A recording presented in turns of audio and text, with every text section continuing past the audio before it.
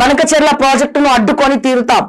Cabinet సమావేశం వివరాలను మీడియాకు వెల్లడిస్తున్న మంత్రి పొంగులేటి. చిత్రంలో మంత్రులు పొన్నం, వాకిటి శ్రీహరి. రాష్ట్రానికి రావాల్సిన ఒక్క నీటి చుక్కను వదులుకోం. బనకచెర్లపై జూలై మొదటి వారంలో సిఎల్పి సమావేశం. బీఆర్ఎస్ హయాంలోనే ఈ ప్రాజెక్టుకు శంకుస్థాపన. కాళేశ్వరం చరిత్రనంతా ఘోష్ కమిషన్ ముందుంచుతాం. ఒలింపిక్స్ లో పథకాలే లక్ష్యంగా నూతన క్రీడా విధానం. మహబూబ్ నగర్ లో ట్రిపుల్-ఐటీ 180 సీట్లతో ప్రవేశాలు. మహబూబ్ నగర్ లో ట్రిపుల్-ఐటీ 180 సీట్లతో ప్రవేశాలు. ప్రతి జిల్లా కలెక్టరేట్ లో తెలంగాణ తల్లి విగ్రహం అవసరమా? కలెక్టరేట్ లో ప్రస్తుతం ఉన్నటువంటి పరిస్థితుల్లో తెలంగాణ తల్లి విగ్రహాలు పెట్టడము అంత అవసరం అనుకుంటున్నారా? డబ్బులు లేవంటారు, అన్ని పిచ్చి పిచ్చి వ్యవహారాలు చేస్తూ ఉన్నారు ఇప్పుడున్నటువంటి పరిస్థితులు. సో దానికి మీరు వేసే బిల్ ఎంత, ఖర్చు ఎంత? ఎవరైనా ఫ్రీగా స్పాన్సర్ చేస్తున్నారా? ఫర్ ఎగ్జాంపుల్ ₹1,00,00,000 అయితే 10 కోట్లు అయిందని రాస్తారు మీరు. సో ఇప్పుడు ఉన్నటువంటి పరిస్థితుల్లో మరి ఎవరిస్తారు మీకు అన్ని ఇట్లాంటి సలహాలు సార్? సంగారెడ్డిలో 2 కొత్త మున్సిపాలిటీల ఏర్పాటు. ఆర్థిక అభివృద్ధికి నిపుణులతో సలహా మండలి. 2035 నాటికి $1 ట్రిలియన్ ఆర్థిక వ్యవస్థగా రాష్ట్రం. డిసెంబర్ 9న రైజింగ్ విజన్ 2047 ఆవిష్కరణ. కేబినెట్ నిర్ణయాలు మంత్రి పొంగులేటి వెల్లడి. డిసెంబర్ 9న రైజింగ్ విజన్ 2047. అప్పటికి తెలంగాణలో అందరం బతికే ఉంటాం అనుకుంటున్నారా సార్? ఇటువంటి ఆర్థిక మాంద్యం వచ్చి ఒక పక్కన మార్కెట్ మొత్తం డౌన్ అయిపోయి ఇటువంటి విపత్కర పరిస్థితుల్లో ప్రభుత్వం పట్టించుకోవట్లేదు. ఊర్లలో సంక్షేమ పథకాలు ఇవ్వట్లే. మీకు లోకల్ బాడీ ఎన్నికలకు పోనీక ధైర్యం సరిపోవట్లే. లోకల్ బాడీ ఎన్నికలకు పోండి చెప్తా, లోకల్ బాడీ ఎన్నికలకు పోనీకే మీకు ధైర్యం సరిపోవట్లేదు. ఇక మీరు మాట్లాడుతూ ఉన్నారు ఇవన్నీ. 2047 విజన్ ఏం జరుగుతుంది సార్? అప్పుడు 4 కోట్ల మంది జనాభాలో 1 కోటి మంది, 1 కోటి మందిని చెప్పమనండి సార్ తెలంగాణ రైజింగ్ అవుతుందని. కామన్ పబ్లిక్ సార్, ఇక్కడ ఎవరిపైన వ్యక్తిగత కక్షలు ఉండవు. Common public. పొంగులేటి శ్రీనివాస్ రెడ్డి గారు పోతారా? మీరు నొక్కేసిన భూములు ఉన్నాయి కదా వెలిమెలలా, గిరిజన రైతులు కూర్చున్నారు. ఇవాళ ఎన్నో రోజు పెట్టారు వాళ్ళు ఫోటో. ఇవాళ ఎన్నో రోజు కూర్చున్నారు. మీకు చీమలు కూడా పుట్టినట్లేవు. మీకు చీమలు, దోమలు, తేనెటీగలు. 164వ రోజు రిలే నిరాహార దీక్ష కొండకల్ తాండా. కొండకల్ ఇప్పుడు అది బార్డర్, అటు పోతే చేవెల నియోజకవర్గం వస్తుంది. కొండకల్ పక్కనే వెలిమెల. వెలిమెల ఎక్కడికి వస్తుంది? ఏ నియోజకవర్గం కిందకి వస్తుందండి? పటంచేరు. అక్కడనే ఉన్నాయి జిమ్మిక్కులు. ఈ వెలిమెల గ్రామానికి సంబంధించినటువంటి భూముల్ని, ఇటు కొండకల్కి సంబంధించినటువంటి భూముల్ని అప్పనంగా అపర్ణ కన్స్ట్రక్షన్స్ కి కట్టబెట్టి దీంట్లో గత ప్రభుత్వ పెద్దల హస్తం ఉన్నది. ఓకే, దాన్ని కొనసాగించింది పొంగులేటి శ్రీనివాస్ రెడ్డి.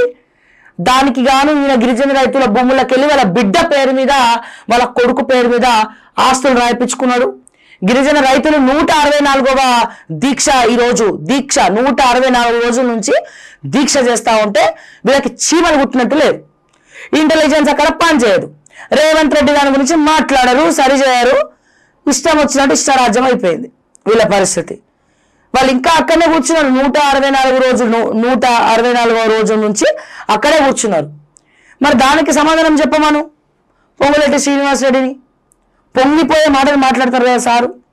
మరి గిరిజన రైతుల ఉసురు తగులుతారు మీకు, మీ కుటుంబాలకు. ఇట్లా చేస్తా పోతా ఉంటాయి. దీనిగా సిండికేట్ పాలిటిక్స్ అంటారు. సో ఇక్కడ మీరు చూడండి, పొంగులేటి శ్రీనివాస్ రెడ్డి విఎం కూడా ఎవరు? వెంకట్రామరెడ్డి గారు. మరి ఆయన ఎవరు? కేసీఆర్ కాలు మొక్కిన మెదక్ కలెక్టర్. మరి కలెక్టర్కి రాజపుష్ప ఎడికెళ్ళి వచ్చింది? ఈయన వాలంటరీ రిటైర్మెంట్ తీసుకొని కేసీఆర్ కాలు మొక్కి అక్కడిక్కడ అసైన్ భూములు అది ఇది లైజనింగ్ చేసుకుంటా ఇప్పుడు ఆ భూముల్లోనే రాజపుష్ప ప్రాపర్టీస్ మొత్తం కలెక్టర్ కాబట్టి, కలెక్టర్ తెలివితేటలు కాబట్టి ఇల్లీగల్ ల్యాండ్స్ లీగలైజ్ చేసుకొని పాపం నడిపించుకుంటున్నారు. మరి ఆయన జాన్ జిల్లి చెప్పట్టు కేసీఆర్, మా పొంగులేటి శ్రీనివాస్ రెడ్డి గారేమో కాంగ్రెస్. అంటే ఇక్కడ పిచ్చోళ్ళు అని ఒకసారి చెప్పండి, ఒక్కసారి ఫ్లాష్ బ్యాక్లోకి వెళ్ళండి. ఇక్కడ ఎవరు పిచ్చోళ్ళు?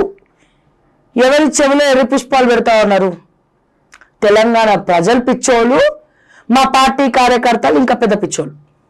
వీళ్ళని నమ్ముకున్నందుకు వెనకాల వీళ్ళు చేసే గూడు గుట్టాలన్నీ వేస్తారు. మళ్ళీ ఇక్కడ కోవట్లు ఎవరు, డైవర్ట్లు ఎవరు?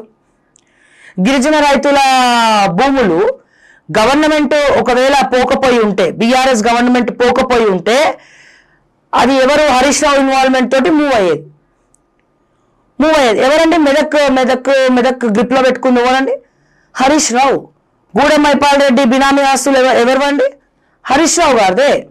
అందుకే ఇప్పుడు ఆయన ఏ పార్టీయో మనకు అర్థం కావట్లేదు. మైపాల్ రెడ్డి గారు కాంగ్రెసా బీఆర్ఎసా తెలీదు, మనకు తెలియదు. సో ఇటువంటి పరిస్థితుల్లో ఉన్నాము. వీళ్ళు వెలిమేలో అక్కడ కొండకల్లో కూర్చున్నారు. ఆ కొండకల్ ఎమ్మెల్యే ఎవరు? మన చేవెళ్ళ ఎమ్మెల్యే ఎవరు? కాళ యాదవ్ గారు. ఆయన వస్తాడు, ఓదార్పు యాత్ర చేసినట్టు ఇట్లా అంటాడు. ఏం చేసిండు ఎమ్మెల్యే? ఏమిటికి ఎమ్మెల్యే? నెక్స్ట్ టైం గెలిపిస్తారా కాళ యాదవ్ను? మళ్ళీ ఏదో పెద్దవాళ్ళని ఓదార్చి ఏదో పని చేసినట్టే. మరి ఎందుకు పోరు మీరు కాళ యాదవ్ గారు రెవెన్యూ మంత్రి దగ్గరికి? పొంగులేటి శ్రీనివాస్ రెడ్డి గారికి ఎందుకు పోరు మీరు? ఎందుకు ఆడ భూములు నొక్కేస్తా ఉంటే మరి ఒక ఎమ్మెల్యేగా ఏం చేస్తున్నారు మీరు? ఏం చేయగలుగుతున్నారు మీ నియోజకవర్గ ప్రజలకు? మీ నియోజకవర్గమే కదా కొండకలు, కొండెక్కి కూర్చున్నారు. మీ నియోజకవర్గ ప్రజలు గిరిజన రైతులు 164 రోజుల నుంచి కూడా అక్కడ కూర్చొని దీక్ష చేస్తా ఉంటే మీరు అట్లీస్ట్ ప్రభుత్వం దృష్టికి తీసుకపోరు. ఒక ఎమ్మెల్యే అయి ఉండి అట్లీస్ట్ ఎస్టీ కార్పొరేషన్ కి సంబంధించిన వాళ్ళు ఎవరు రారు? రాములు నాయక్ లాంటి వాళ్ళు పట్టించుకోరు. కావాలని ఏదో పైన వెనకాల అమ్ముడు పోతున్నాడు. చెప్పండి. హారతి పళ్ళం చేతిలో హారతిని పట్టుకొని చెప్పండి వీళ్ళని. పైసలు తీసుకోలేదా? ఇంకా అట్లనే చేస్తే వాళ్ళు ఎందుకు అట్లనే కూర్చున్నారండి? కమ్యూనిటీ పేర్లు చెప్పుకొని వాళ్ళు నేను మేనేజ్ చేస్తా అని చెప్పి ఎవరెవరికి అమ్ముడు పోయినారు మీరు? ఎన్ని పైసలు మింగుతున్నారు మీరు? మింగిండ్రు కాబట్టి మీరు ఎవరు వస్తలేరు అక్కడికి. మరి ఇంత పెద్ద సబ్జెక్ట్ కదా. ఈ కొడంగల్లో పోయి రేవంత్ రెడ్డి గారు లిఫ్ట్ ఇరిగేషన్ మీద కృష్ణరెడ్డి గారు కట్టబెట్టిండ్రు. లగచర్ల రైతులు ఇవన్నీ కూడా మా వంటోళ్ళు బయటికి తీసుకొస్తేనే మీకు తెలిసింది. మరి నేను అడుగుతున్నా, కేటీఆర్ని అడుగుతున్నా, బీఆర్ఎస్ వర్కింగ్ ప్రెసిడెంట్ కేటీఆర్ని అడుగుతున్నా, హరీష్ రావుని అడుగుతున్నా, మరి ఇక్కడికి ఎందుకు అనండి? మాజీ జిల్లా మంత్రి సబితాంద్ర రెడ్డిని అడుగుతున్నా, ఆ కొండకల్కి ఎందుకు పోరు మీరు? ఎందుకంటే మీకు లింకులు ఉన్నాయి కాబట్టి. ఎందుకంటే అసలు పాత్రదారులు సూత్రధారులు మీరు కాబట్టి. 164 రోజుల నుంచి వాళ్ళు అక్కడ కూర్చుంటే మీకు ప్రతిపక్షాలు కూడా మూగపోయినాయి. మా రఘునందన్ రావు సార్ అయితే అట్లా పోతాడు, హాయ్ అని చెప్పొస్తారు, మళ్ళీ అయిపోయి వచ్చేస్తాడు. పాపం మర్చిపోయినా నేను మా రఘునందన్ రావు గారికి మరి నక్సలైట్లు కాల్ చేసినారంట చంపేస్తామని. అండ్ మరి ఎందుకు అట్లా కాల్ చేసినట్టు వాళ్ళు రఘునందన్ రావు గారికి? ఆడియో రికార్డింగ్ కూడా బయటకు వస్తే బాగుంటుంది. ఏదేమైనా కొంచెం అప్రమత్తంగా ఉంటే బెటర్ రఘునందన్ రావు గారు. అండ్ క్యాబినెట్ ఆమోదం లేకుండానే బ్యారేజీల నిర్మాణం, సవరించిన అంచనాలకే మధ్యలో ఆమోదం. కేసీఆర్ నిర్ణయం మేరకే దీర్ఘకాలం నీటి నిల్వ, దానివల్లనే కింద ఇసుక జారి కుంగిన బ్యారేజ్. కమిషన్ ముందు కేసీఆర్ సాక్ష్యం నేపథ్యంలో ఆయన కేబినెట్ భేటీల తీర్మానాల జల్లెడ. మీటింగ్ మినిట్స్ కు కమిషన్ కు ఇవ్వాలని కేబినెట్ నిర్ణయం. 5 సాగునీటి ప్యాకేజీల సవరణకు ఆమోదం. నేడు రైతు భరోసా సంబరాలు, రైతు పండుగ పేరుతో ప్రభుత్వం నిర్వహణ, సచివాలయానికి తరలి రానున్న రైతులు. Okay sir, congratulation sir. RRR దక్షిణ భాగం 201 కిలోమీటర్లు 2న అలైన్మెంట్ కు కేబినెట్ ఆమోదం. అటవీ అనుమతులు అవసరం లేదు. 3 ప్రతిపాదనలపై చర్చ, 2వ దానికి ఓకే.